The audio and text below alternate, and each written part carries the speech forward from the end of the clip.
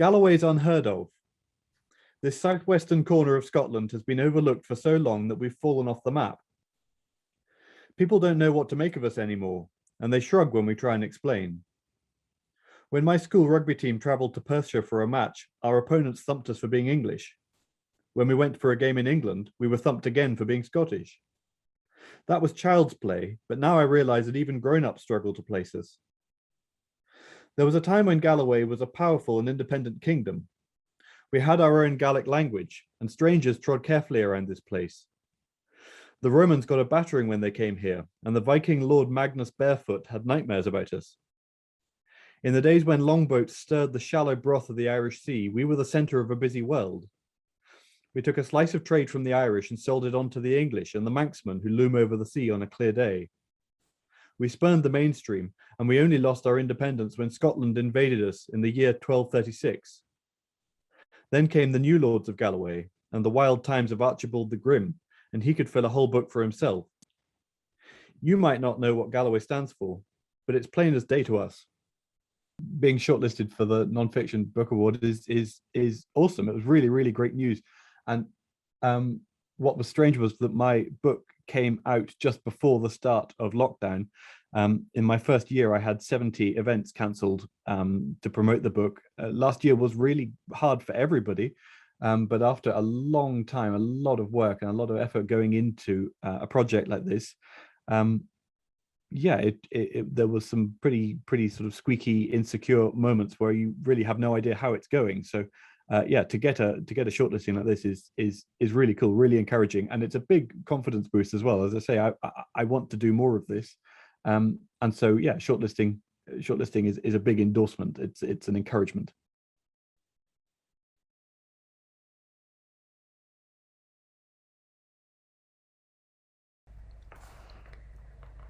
The church is red brick, solidly built and comforting, with an ornamental flare under the rake of the roof and in arches over the windows.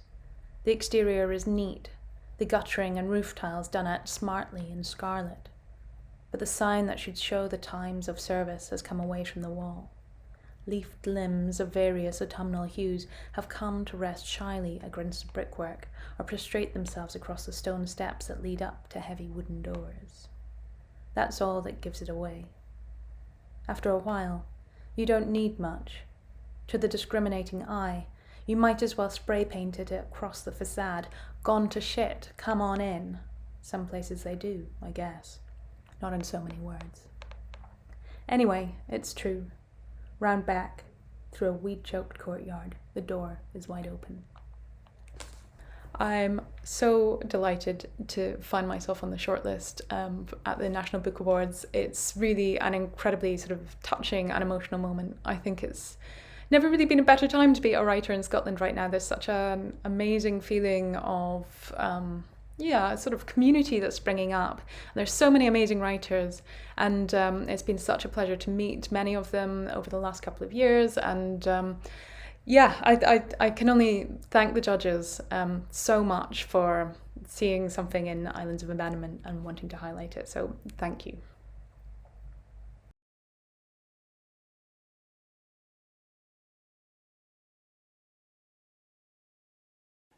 In many ways, Sloan was a typical county sergeant of the day.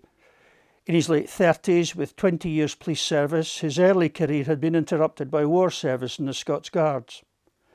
Like many serving policemen, he had been excused the first draft of conscription in 1916, but by 1917 the slaughter of the Somme had created severe shortages and previously preserved occupations were called up. Sloan was desperate to go, and as many policemen did, he joined the Scots Guards. It was a natural fit. The height, bearing and ability to carry a uniform made policemen ideal guardsmen. Robert Sloan joined his regiment just in time for the desperate fighting of 1917 and 1918. Ypres, Cambrai, the Somme, the Hindenburg Line, then back to Cambrai.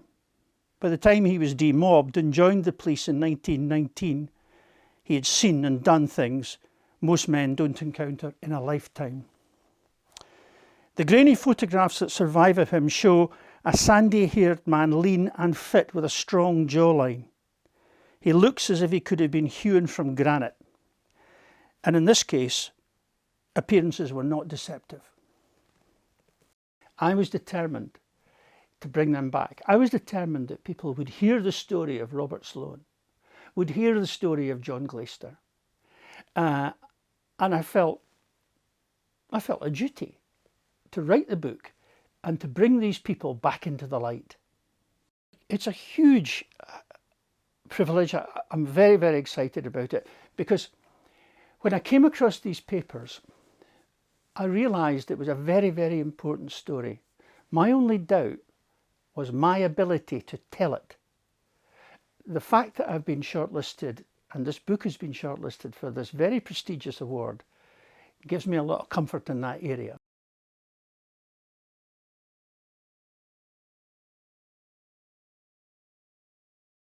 For as long as I can remember, it has been understood within our family that High Sunderland is not simply a house.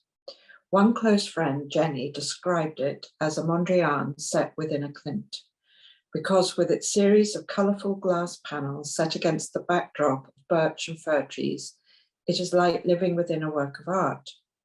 Not only that, but the house, which was built in the modernist vernacular, dictates how one should live, what one should pay attention to, and what one should ignore. It is a deceptively simple structure, yet ultimately a highly complex amalgamation of ideas and ideals, a timepiece and a time machine, as well as a combination of two men's ambitions, that of the architect, Peter Womersley, whose first proper commission this was, and a young Yugoslavian emigre to Britain, my father, who commissioned the project. Over the next 50 years, Berry was to become so attached to High Sunderland, it was impossible, to my mind at least, to separate the two things out from each other. My father was the house was my father. It means a lot, an awful lot to me, specifically because Scotland sort of took my father in, and he was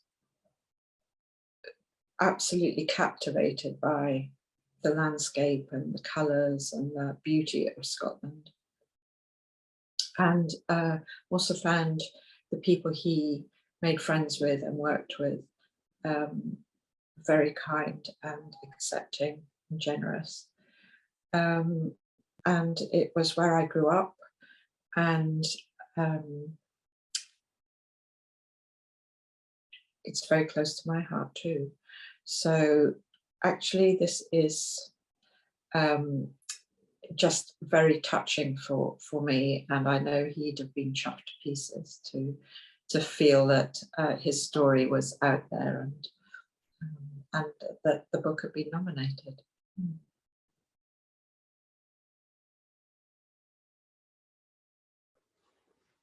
I grew up in graveyards. The dead were my babysitters, my quiet companions. Not silent though. They announced themselves with great formality. You only had to read the stones.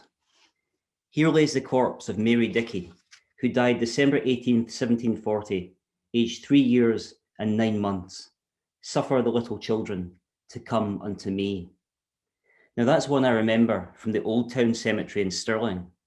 I would spend whole summers there, a littleish child myself, trying to catch tadpoles, those living commas, in the small pond called the Pitty Mary, or taking a poke of penny sweets up onto the Ladies' Rock, a steep outcrop in the centre of the cemetery where one could enjoy flying saucers and foam shrimps while looking out over the panorama of graves. Those graves. Laid out in rows, they were shelves full of stories. I was a shy boy, wary, watchful, living inside myself, living in books. Treasure Island, The Hound of the Baskervilles, adventures from an earlier age.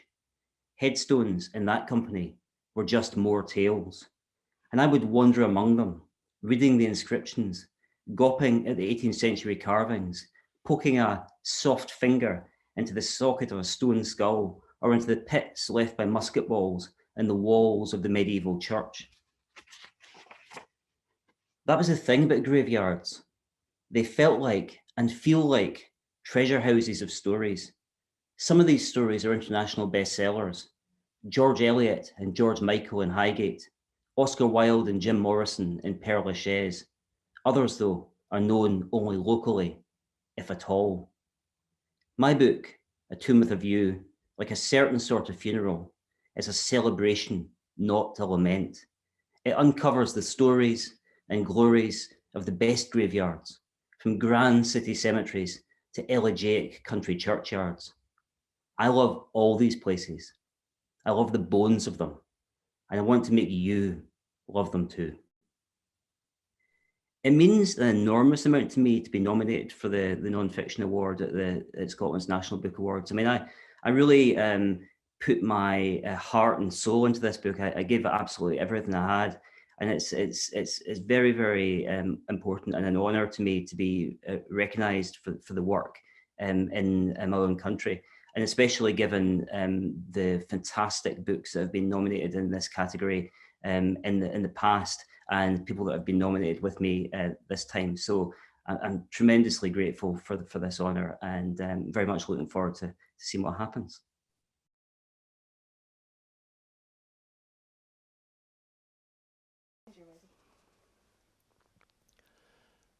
On May 12, 2008, my uncle killed himself.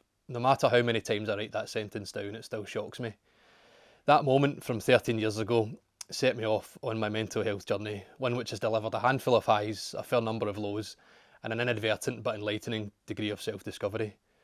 I've learned a lot from books, film and television in my quest to understand the depression and anxiety I now struggle with, brought on, so say doctors, by the brutal nature of my uncle's death. I'm also an avid video game player, and while becoming a fully qualified plumber and gas fitter upon leaving school in my late teens, I've since retrained as a fully qualified journalist and specialise in writing about video games. I did so because the interactive and persuasive nature of video games allows the medium to engage and inform on a level that traditional media, listed above, simply cannot. Reading, watching television and listening to the radio are all examples, I believe, of two-dimensional activities.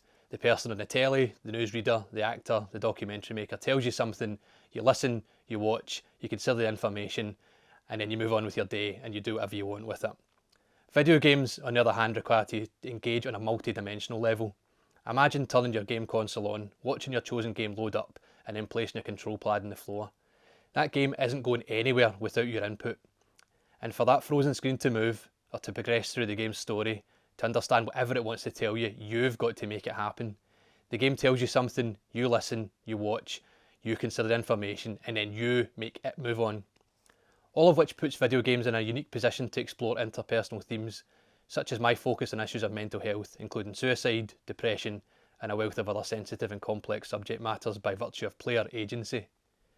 But before we continue, let me ask you a question. Are you a gamer? You might be, you might not be, and you might not realise you are. If you play video games, you're a gamer. Simple as that. Maybe a Friday night consists of a few beers and a game of NBK 2020 on PlayStation 4 with some basketball-loving pals, or perhaps you play Fortnite Battle Royale on your PC with random folk online. Perhaps you play Super Mario Odyssey on Nintendo Switch handheld while sprawled out on the couch after a hard day at work, or maybe you've scouted every noteworthy rising star in Football Manager on your dad's work laptop. Don't worry, I won't tell, I'm not a grass. Maybe your game of choice is animated cooking simulator Overcooked, which you play with your significant other on Xbox One. I mean, I say play, but if you're like anyone I know, I bet your sessions end up with you screaming at one another in real time as your on-screen avatar set fire to the room around them, thanks to a neglected pot of overboiled tomato soup. What it means to be shortlisted for the awards is incredible.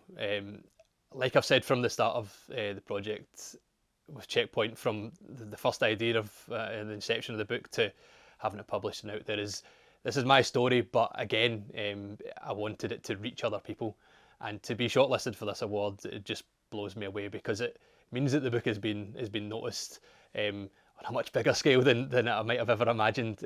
Truly humbled, but I just think that the main aim of this book was to get a story out there which people could relate to, and to be shortlisted for this award shows that it's making those steps, and I hope that that can continue into the future, that other people can pick up the book and read it. But yeah, lost for words, which is an issue for an author, I suppose. But yeah, truly humbled and yeah, over the moon.